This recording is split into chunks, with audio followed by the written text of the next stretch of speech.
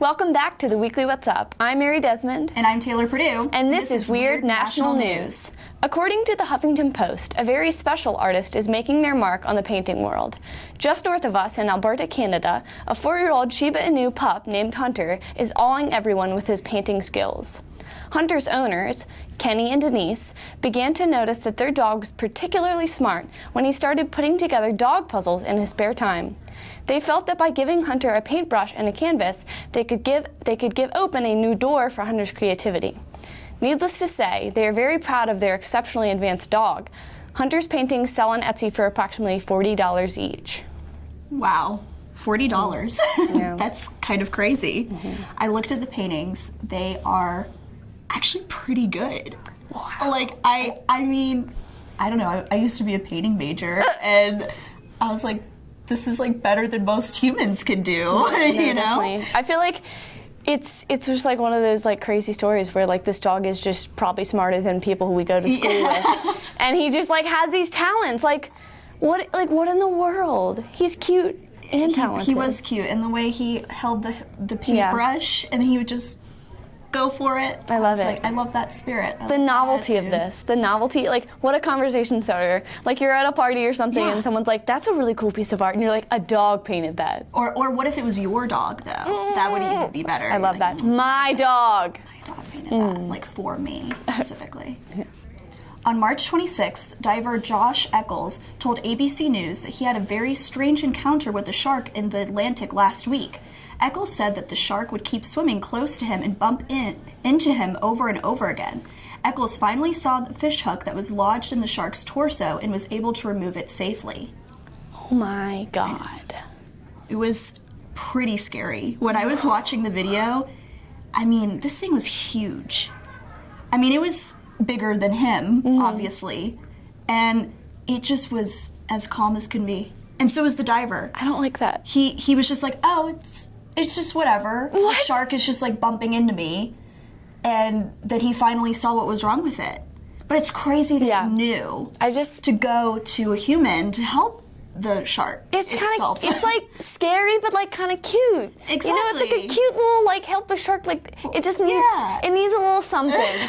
And like, especially since humans are usually so scared of sharks. Like I'm scared of sharks. Like I'm always afraid. Like if I'm swimming around, like in wherever, like sharks are gonna come. But like they're just doing their thing. You know, like they're just being sharks. They are. I love this. And honestly, it was kind of remarkable. I mean, I don't know if you've seen the video of the dolphin. It was kind of the same situation. No. Yeah, it had this whole thing wrapped around it. But a dolphin, you know, they're known to be smart. I've heard they're jerks.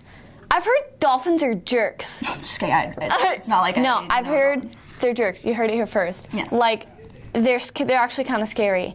I hear they like gang up on people. Yeah, okay. Like in other dolphins. Yeah. So sharks are better. Sharks are better. Maybe. Sharks are greater than dolphins. There we go.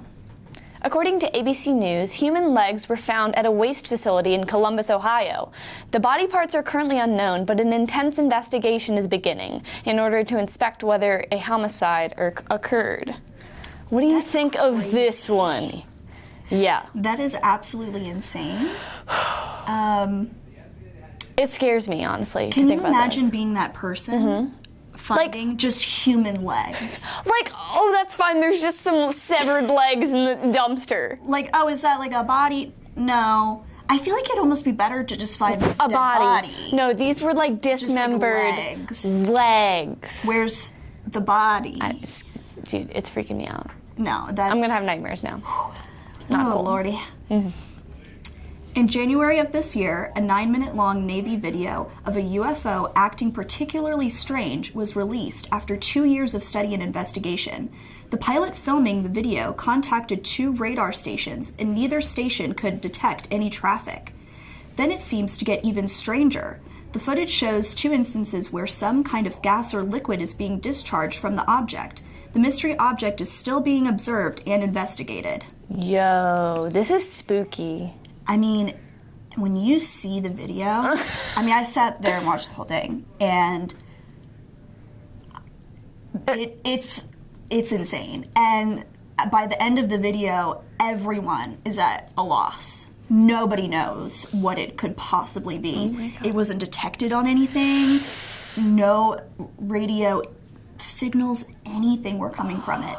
And then the gas liquid, I mean, it was freaky. Yeah, I don't know how I feel about this. Aliens are real. Aliens are, they're out there, nice. man. Aliens Sharks, are real. we are just like breaking these norms on this episode today. Like breaking news, sharks are good. No, I love it. I feel like the alien theme is a good little intersection to Get Woke Weekly. Well, folks, Exactly. that sums up this week's episode of Weird National News. But when we come back, we'll have Alec Holcomb and Alex Preston with Get Woke Weekly. So stay tuned.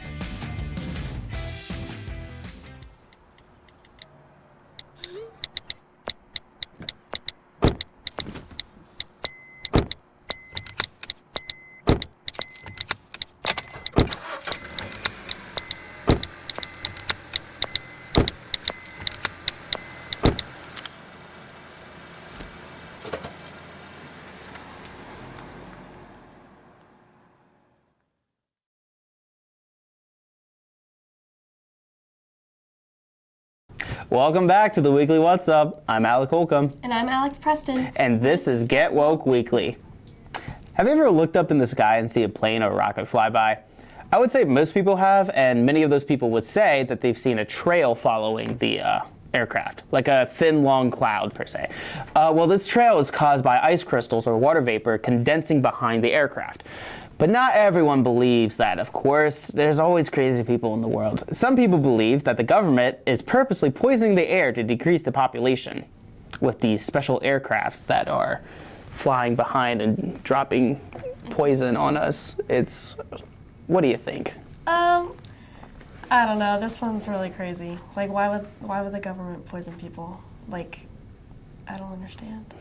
I don't get it. Some people think that the government's out to kill us, and I don't think they are. in some ways they are, but some not They want really. our money, but I don't think they want to kill everyone. Not everyone, just some people. I don't know.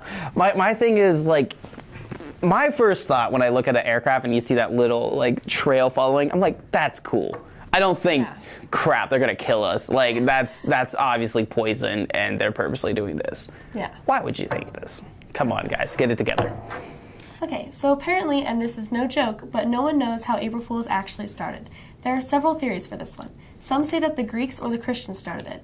Others say that it started as a joke in Geoffrey Gaucher's book, The Canterbury Tales, as March 32nd. April Fool's Day might also be a universal holiday, as many other countries have some celebrations around the same time. So what do you think about this? How did April Fool's start? How did April Fool's start? I think it started like Valentine's Day almost. There was just one guy. It was just one guy who just liked to goof off, and I don't know. I could see a legend being like, he's only allowed to goof off on one day or whatever, and he chose April 1st or something crazy like that. I didn't do any prior research to this, so I just think that, I mean, it's a universal holiday, so it could have literally gone or like started up anywhere. That's something to look into more, but I don't think... Because a lot of other countries will also celebrate, not on April Fool's, but they'll celebrate other things around that time in April. Everyone needs a good joke every now and then. We save it for one day. All the holidays are like in one portion of the year. You need to spread some of them out. Come on, guys. We got this. Now, I'm not a huge military buff that claims to know anything, but it doesn't take too much to debunk this theory. Back in October of 1943, the United States military was running some equipment tests aboard the Navy destroyer, the USS Eldridge. Apparently, the ship has the ability to go invisible. Now, this is all hypothetical, guys. Scientists have found a way to bend light around an object. Now, that doesn't sound too crazy, but then some people have to take it even further to believe that the ship, during this experiment, was able to travel through time and space, and the equipment was never addressed due to a failure that happened aboard the ship. I don't understand. That's just... Okay, for one thing, I understand there could be some military equipment that they've discovered to bend light. Right, I could totally see that. In 1943, but now, yeah, I could definitely see that. Now, when you're talking about going in through time and space and That's another people dying because of it, that's just crazy. Yeah. Why would you think that? That doesn't make any sense. I don't know. Okay. With all the spring weather comes a lot of fresh fruits and vegetables in grocery stores across the country. But did you know that the use of genetically modified organisms, also known as GMOs, is one of the biggest conspiracy theories of all time? The theory is based on the notion that the government is indoctrinating people with the belief that GMOs are safe and even healthy for all of us. The GMO conspiracy theorists do not believe that the government's ideas, though. They believe that GMOs are very unsafe for the human beings and that the government is purposely suppressing the truth about the horrifying effects of the GMOs, because if it ever got out, it would seriously affect the economic status of the industrial agriculture complex. The biggest GMO company is Monsanto, which has been found to have caused serious community pollution in the past and even currently in the Midwestern United States. So this one I have heard of a little bit before, about the tomatoes being grown bigger and like fruits and vegetables being grown faster for people to buy. But I don't know. This one could be more true than I think some of the other ones. To a certain degree, I believe that this could be true. And I only say that because because of the population boom and whatnot, we have to kind of supply and demand the agriculture industry. I could totally believe to certain extents, but I know that there's already been research done on this. I wouldn't say for sure if I'm 100% right or wrong on this, but I will say that it is something that we should definitely look more into. Yeah. This is one of the first times on Get Woke Weekly that we actually agree with a theory, so that's a record. Well, that's all we have for this week. But stay tuned, because up next we have Gretchen Kernbach and Tatiana Kondrashall. To Maddie, congrats on paying off all those student loans. Finally, right? How'd you manage that anyway? I started tracking my spending, changed a couple of habits. Wow. I'm kind of living paycheck to paycheck right now. I don't even know how I'm doing it. Well, have you tried saving a little? I want to, but where's that money gonna come from? Bill collectors, they're the worst. Am I right? When it comes to financial stability, don't get left behind. Not home. Get tools and tips for saving at feedthepig.org. Welcome back to Weekly What's Up. I'm Gretchen Kernbach. And I'm Tatiana Kondrashall. And this is Fact or Fiction. The end of an era. In effect, on May 15th, Uber and Lyft have announced their company shutdowns. The late-night ride apps fell into a debt of $3 million just in the last month and see no hope of gaining back what was lost. Uber CEO Henry Fuller said, quote, "We regret to close the ever-so-popular application, but it seems it was not as popular as we thought." End quote. The official shutdown is still about 2 months away. However, what will the nation do for DD rides now? So what do you think about this? Fact or fiction? I'm gonna say it's fiction just because Uber is so popular and I just can't imagine not having Uber. I basically live off of Uber, so I'm gonna go with fiction. Yes, it is fiction. Thank God. If Uber, I don't have Lyft, but obviously if Uber was down, I'd go to Lyft. And some of my friends have Lyft, but Uber saves lives. And this is not true at all. That CEO name's not real at all. I don't know who is Henry Fuller, but you suck if this was real. On March 26, a video was released of Kendall Jenner falling on the ground during a night of dancing and drinking. In this video, she is seen sliding down a stairway rail. Once at the end, she falls off and lands on her face. It is said she was in Mexico at the time, spending it with friends. Now that the video is viral, Jenner has made statements on Twitter apologizing to her family and the companies she has worked with, telling them how embarrassed she is. What a rare incident for Kendall.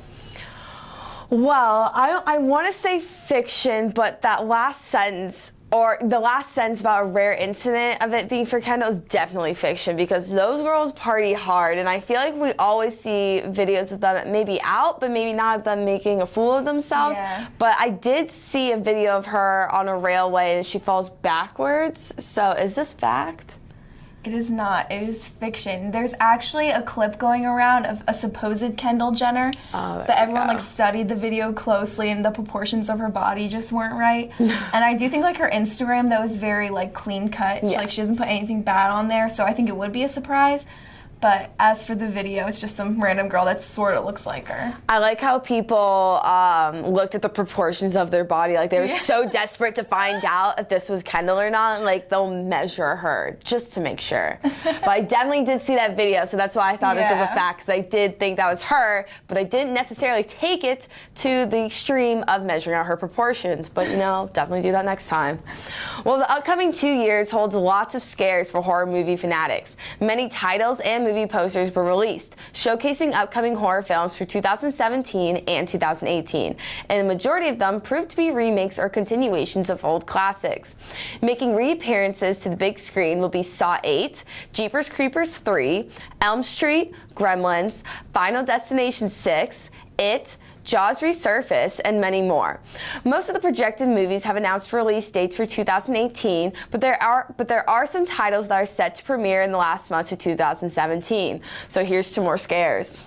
I'm really unsure on this one because there was definitely like a title or two in there that I think I've heard maybe people talking about having remakes of it, and just like I feel like a remake's like the new thing to do for movies. So that's what I'm thinking, but at the same time, like, those are a lot of movies to be remaking, and some of them are really good classics. So I'm kind of in between on this one. In between, yeah. So is I, but this is fact. There's this Facebook post going around that has maybe like 26 movie posters of upcoming scary movies. And all those movies I listed are definitely on there, and they have, maybe they're not real movie posters or official, but, you know, it's a little bit of a preview. Some of the ones I'm most excited for would be Gremlins and Jaws Resurface. I have been telling my friends, family, that Jaws at least like needs to be remade with today's like visual effects. That's gonna be so cool. I think it has the potential to be really scary. And I mean, what was it? Blake Lively's movie, The Shallows. Shallows, yeah. And you saw how like scary that kind of was, and how they portrayed the shark with the visual effects. So I think they have. There's a lot of potential in that movie. Yeah, for sure. But definitely all those titles you will see in late 2017 or in 2018. Cool. All right, and then Oscar-winning actress Emma Thompson, who has starred in movies such as Harry Potter, Nanny McPhee, and most recently Beauty and the Beast, has come out saying Donald Trump once asked her out. In a recent interview with Scotland, Thompson told them while she was shooting her movie, Primary Colors, she received a phone call from Trump. He first stated by offering her a stay in one of his hotels. She then asked why, and he answered by saying he thinks they would get along well and they should go out. Thompson declined by saying she'll get back to him. I think just the way he asked her out with the whole like hotel bit and the manner, I mean, he just like called her up on the phone. That sounds like Trump. So I think this is fact. What about it? It is fact. He was indeed asking her out. I mean, I think this was a while back, but you know, he was sort of a pimp in those days. So. Yeah, poor Emma Thompson, though. If I received a phone call from Trump, I would hang up right away. Yeah, there was a video of her, like how she said she declined it. It was just very polite, and I don't know. I always see her. She always seems like she has really nice mannerisms, so she'll let him down nicely. Well, that sums up this week's episode of Fact or Fiction. But stay tuned for next week's episode.